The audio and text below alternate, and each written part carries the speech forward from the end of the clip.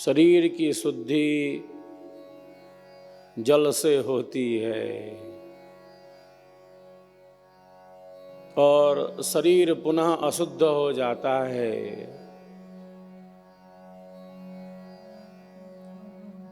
बारंबार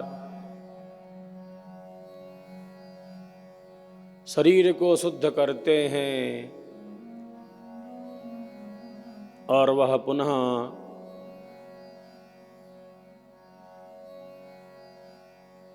अशुद्धि को धारण करता है।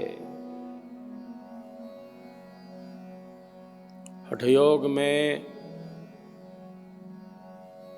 हठयोगी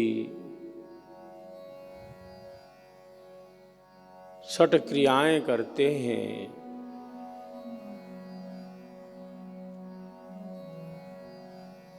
शरीर शुद्धि के लिए ये क्रियाएं आवश्यक हैं।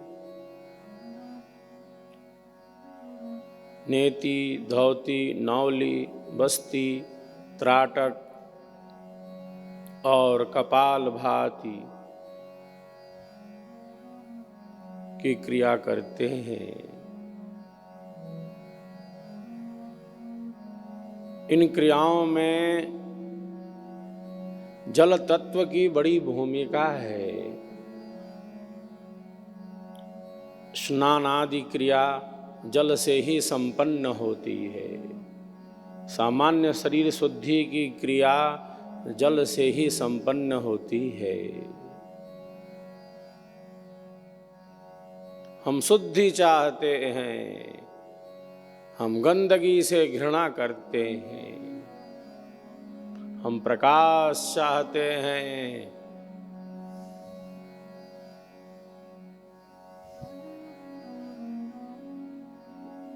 अंधेरा हमें पसंद नहीं, अंधेरा हमें पसंद नहीं।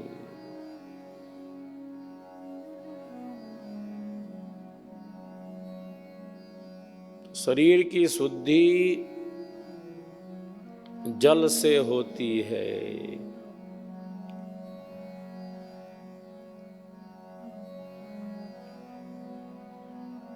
धोए जा रहे हैं, धोए जा रहे हैं। शरीर को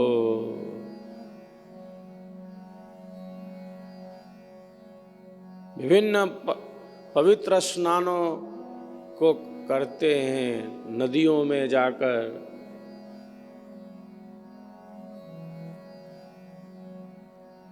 विभिन्न पर्व और त्योहार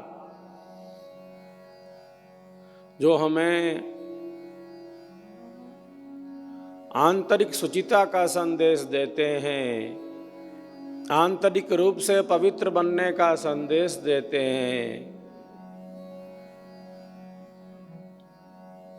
शरीर तो धो ही लेते हैं हम। गंगा केवल शरीर को धो रही है क्या?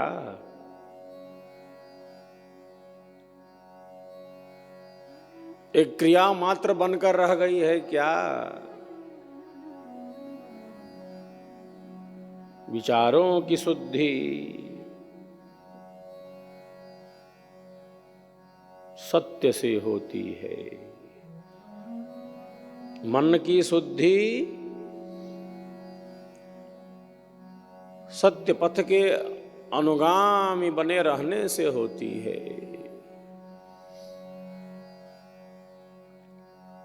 तो जैसे क्षणिक शुद्धि से प्रसन्नता का अनुभव होता है,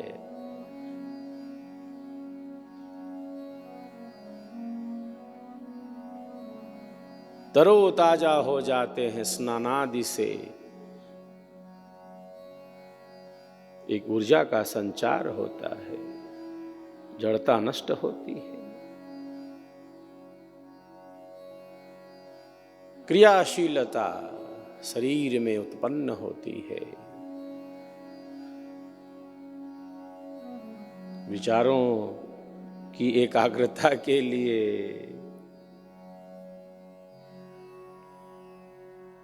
मन की एकाग्रता का अर्थ है, मन की शुद्धि का अर्थ है विचारों की एकाग्रता, विचारों के उतार चढ़ाव पर नियंत्रण।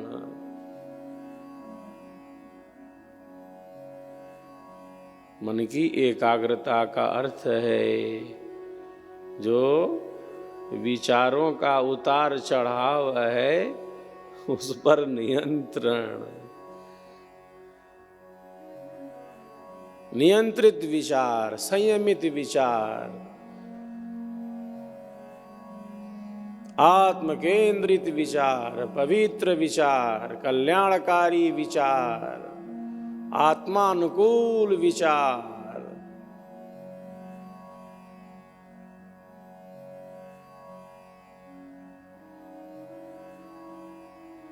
तो मन की शुद्धि सत्य से,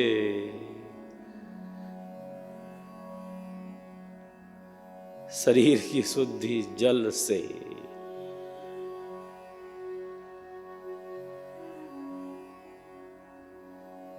सत्य ज्ञान का पथ गतिमान रहे तो मन शुद्ध होता है।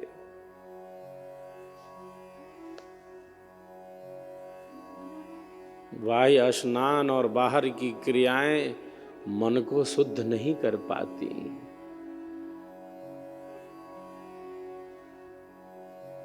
कुछ क्षण के लिए एक संतोष उत्पन्न होता है,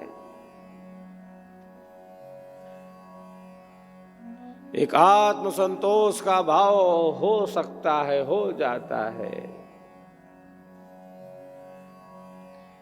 लेकिन जिस स्थिति में है अंतःकरण, क्या उस भौतिक क्रिया से, उस कर्म कांड से हमारे अंतःकरण में कोई परिवर्तन हुआ?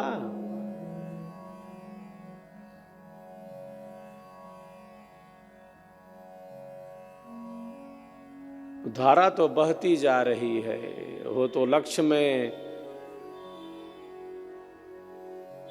पहुंचना चाहती है।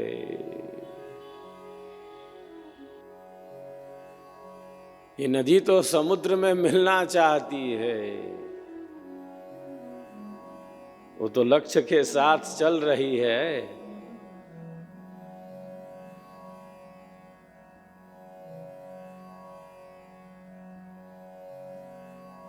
हमारे अंतःकरण की स्थिति क्या है?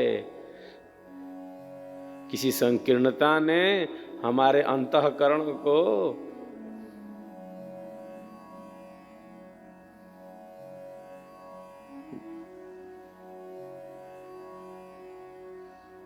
मकड़ जाल में तो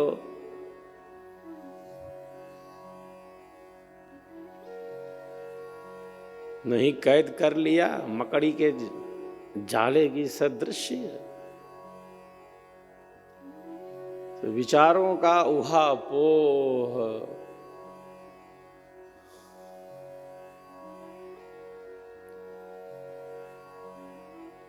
और जब तक यह उहापोह है, जैसे हमारे जीवन की जो सहजता है, सरसता है, सरलता है, स्वाभाविकता है, उसका बोध न हो पाना।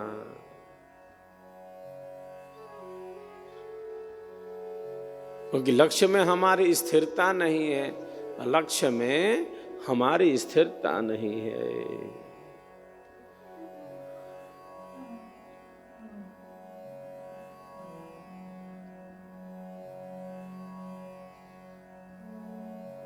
तो मन की शुद्धि सत्य मार्ग से, शरीर की शुद्धि जल से,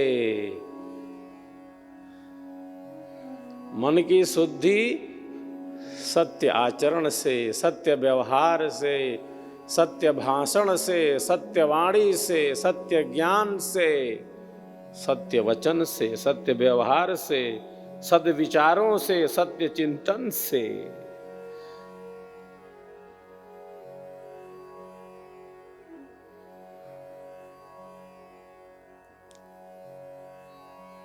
जो चीज जैसी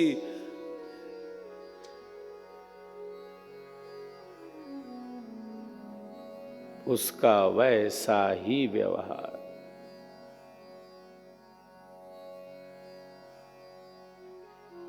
मन शुद्ध होता है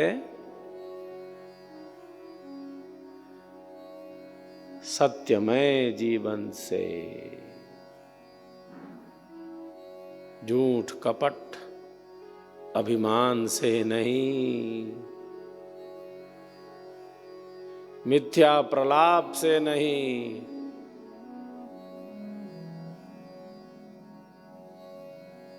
जो सत्य है वह सत्य है।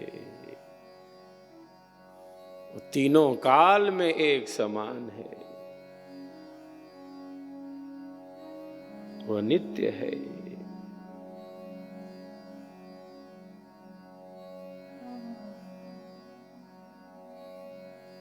तो बुद्धि की जड़ता नष्ट हो, वाणी में सत्य का संचार, चित्त की प्रसन्नता,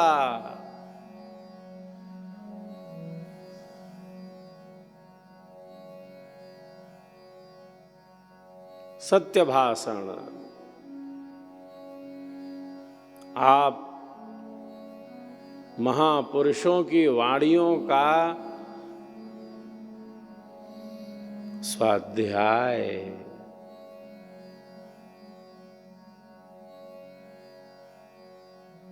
मनन, उनका अनुशीलन,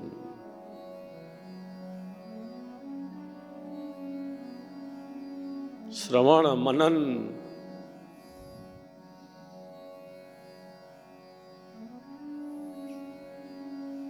तो मन की शुद्धि के लिए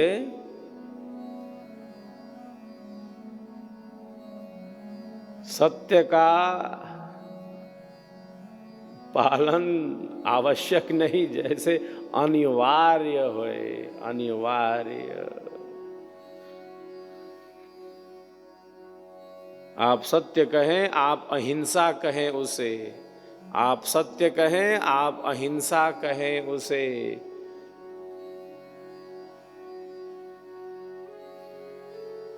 उसका श्रवण, उसका मनन, उसका निधिध्यासन, खूब खूब श्रवण करना। ये जो कान है, ये ऐसी इंद्रिय है, बहुत कल्याण के लिए है। ये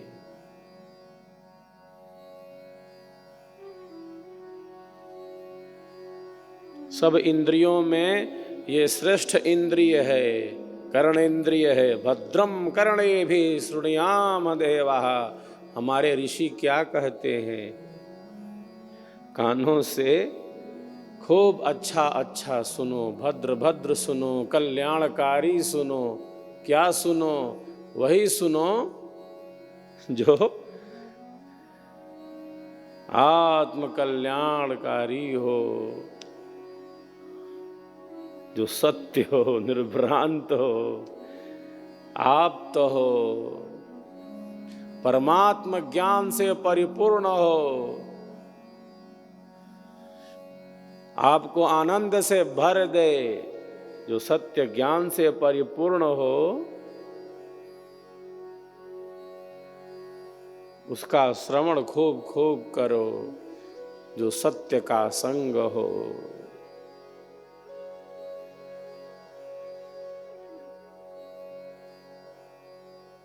मन की शुद्धि के लिए है यह।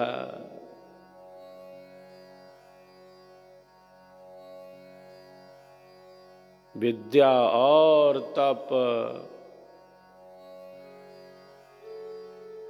अंतःकरण की शुद्धि के लिए।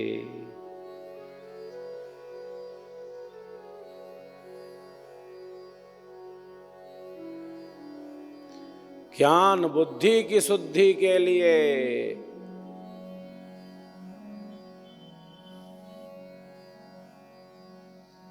तो पथ ही है शुद्धि का, पथ ही है शुद्धि का, पथ ही है पवित्रता का, पथ ही है कल्याण का।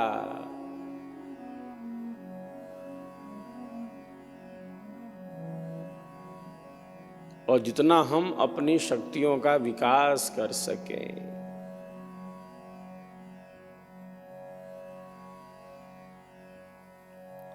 जो श्रवण किया, जिसका श्रवण किया,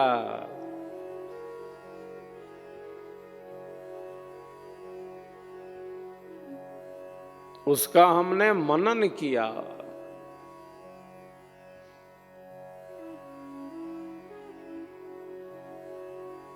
केवल श्रवण ही नहीं किया, उस पर हमने विचार किया।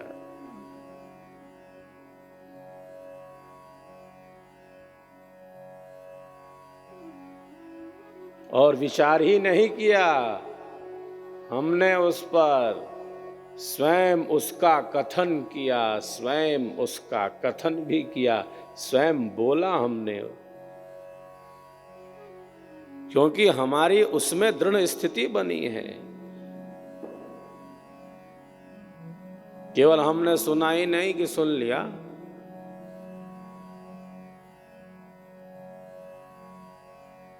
मन को शुद्ध रखना है, वाणी को शुद्ध रखना है, तो हमें बोलना भी तो है।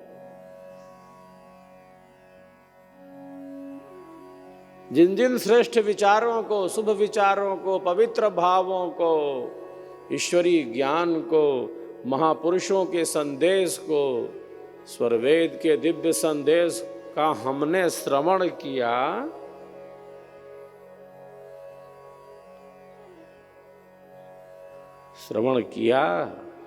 उस पर विचार किया, उसका हमने मनन किया।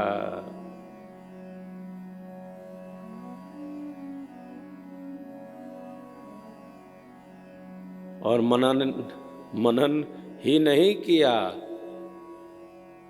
उसको अपनी वाणी से प्रकट भी किया।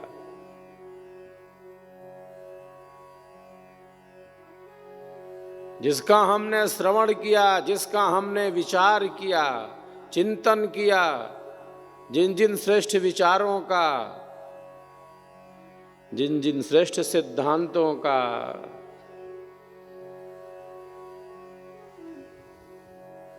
उसे वाणी से भी प्रकट किया।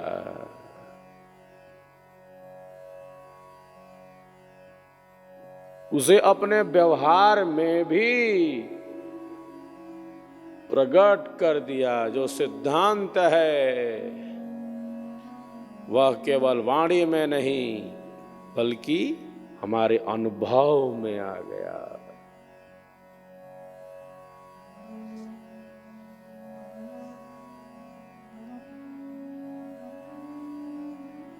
विद्या और तप का कितना बड़ा अभ्यास है।